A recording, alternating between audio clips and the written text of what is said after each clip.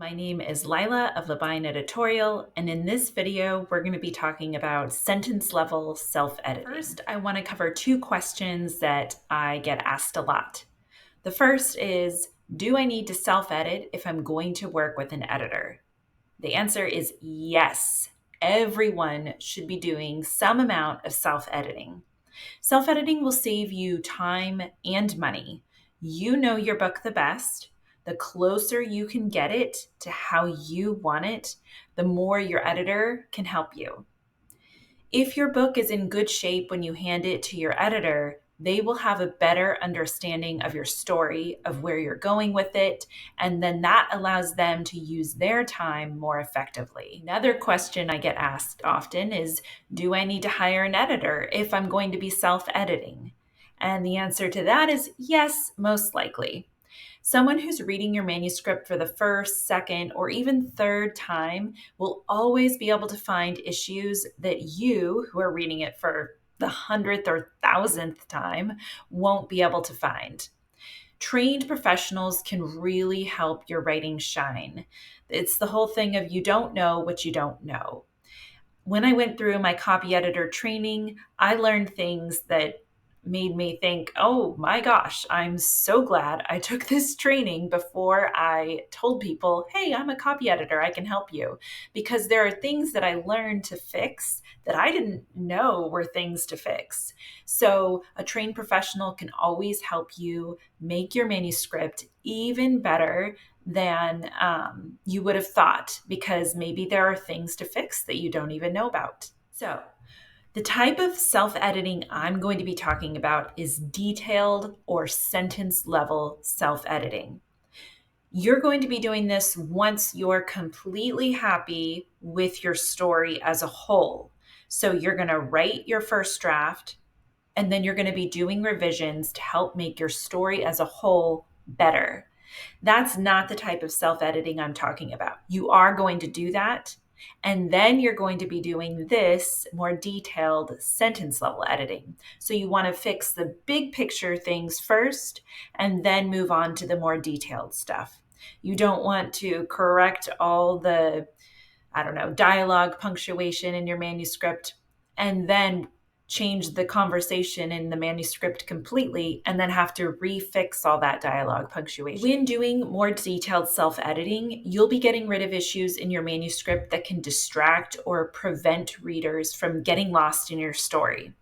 So you're going to want to check for point of view issues, improve dialogue, improve action beats, improve verbs, fact check, ensure consistency, reduce repetition, check your word usage, check sentence structure, and then clean it up. Now I'm going to give you some questions to ask yourself when you are checking each one of these things. I'm not going to go into detail because a mini course could be made on each one of these. And at some point, I probably will offer a mini course on each one of these.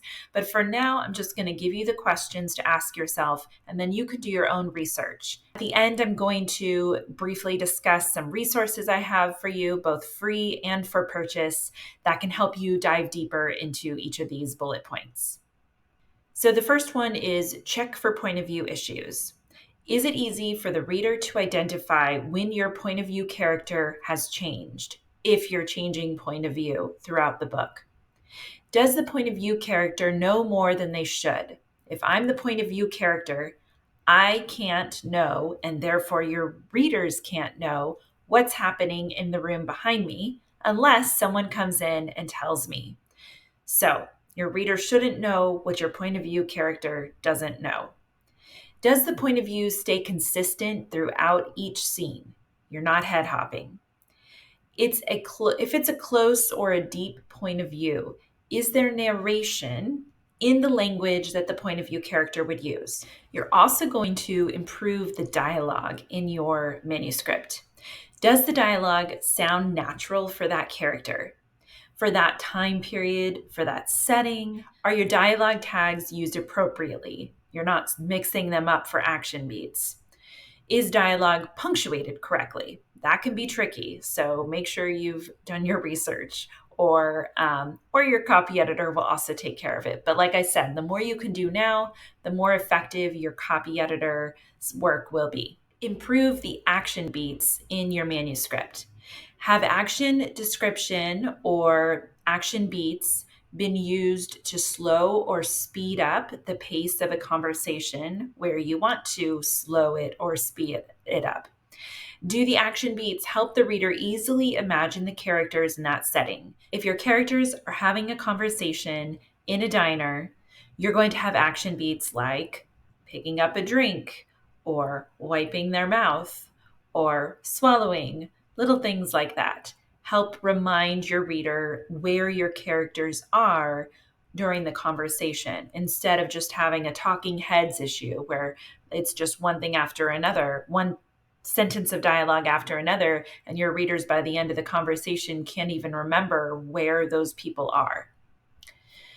Do the action beats reflect your characters' personalities? So each character's actions, their facial expressions, their little behaviors should reflect their personality. Are the action beats punctuated correctly? Are your verbs strong and specific? Instead of saying walked quickly, can you say rushed or ran? Strong and specific verbs get rid of the need for most adverbs. So you're being more specific. They're also more entertaining. They make your sentences stronger. Are you sticking with your verb tense? If you're writing a present tense, especially if you're writing a present tense story, you're going to have to really check for past tense verbs that have snuck in because it's very easy to do that. Do verbs and flashbacks help the reader understand what's happening? The verb tense you use will help readers know when you're coming into a flashback or coming out of one. Make sure you do some fact checking. Are all the brand names, if you mention any brand names, are they spelled correctly or capitalized correctly? Are the facts and dates around any real life events accurate? Are real people and places spelled and described accurately? Does the clothing, food, technology, societal expectations, etc., are they all accurate for the time period and geographic location that you're writing about? If you're writing about a real time period or a real geographic location. Ensure consistency in your manuscript. Are all the proper nouns spelled the same way every time? If you have a character named Michelle and halfway through the manuscript, her name starts being spelled with one L instead of two, that looks a little unprofessional. It looks like you didn't check things. Is capitalization consistent? If you're deciding to capitalize king every single time, make sure it's capitalized every single time, unless you have a reason not to. Are setting descriptions consistent? Are character descriptions consistent? Make sure that character's hair color doesn't change halfway through the manuscript unless they've dyed it. In imaginary worlds, are the laws or rules of that world consistent? So if in your story, all the white-haired people can see through walls, make sure there's not some scene where a white-haired person is struggling because she can't see what's happening in the next room when she really should be able to see because she has the white hair. Reduce repetition in your manuscript. Is sentence structure and length varied? When words or parts of words are repeated in a sentence or a paragraph, can you replace or delete them so there's not a lot of repeating of the same word, which becomes a little grating on the reader's ear? Are action beats fresh, varied, and appropriate for the character and scene? Have pet words or phrases been reduced or replaced? Double check your word usage. If there's a word you've used that you're not quite sure on the definition, double check. If it's a close or deep point of view, that narrative distance is small, make sure your filter words have been reduced. Has unintentional rhyming been removed? Check your sentence structure. Have sentences with comma splices been revised or fixed? Have sentences with there is, was, or it is, or was, have they been revised if you want to revise them. They can be a little wordy, so sometimes it's best to try and get rid of those. Have confusing or awkward sentences been revised? Have sentences with dangling modifiers been revised? And finally, clean it up as much as you can. Sending a clean manuscript to your agent, beta reader, editor will make their job easier and it will make them so happy. As much as possible, try to take care of the following: missing spaces, words, and punctuation, double spaces between words and sentences, repeated words, inconsistent line spacing. Also, is the font easy to read and consistent? Most likely, 12 point Times New Roman or something similar is the best and easiest for most editors to read. What can you do to make your self editing more effective? First, take a break. Once you have written your first couple of drafts and then you've done the story revisions, you're happy with the overall story arc, you're happy with your characters. Once you've done those things, put it away for a while. Don't look at your manuscript and start the more detailed things because you're not going to notice a lot of those things because you've already been looking at that manuscript for hours upon hours upon hours. So take a break, at least a few days, if not a month. Then come back to it and start doing the more detailed self-editing. Keep track of any details on a style sheet, which is basically just a document where you keep track of things like the names of your characters, their descriptions, the settings and the setting descriptions, the way you want to spell certain things, because sometimes there's more than one way, things like that. Change the look of your manuscript. You can change the font size. You can change anything, the margins. You can print it out if you want to do that. Just make sure that once you're done, you get to that cleanup phase, that you put it all back as it should be. Read it out loud. This is my number one tip for effective self-editing. When you read your manuscript out loud, you're going to catch so much more. So please read it out loud if you can, or have someone or your computer do it for you.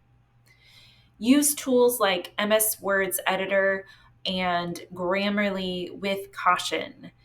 I would say about a third of the time, those things are not giving me good suggestions or correct suggestions for that specific instance. So you have to be careful and not just blindly accept what they're telling you. You need more information about some of the things I mentioned earlier. I have 2 free resources that you'll get when you sign up for my newsletter. The first is self-editing resource list. Basically, it's a list of books and some websites that I think will help you in your self-editing process. The other resource that's free is Fine Tune Your Fiction Writing, which is basically a playlist of instructional videos for aspiring authors.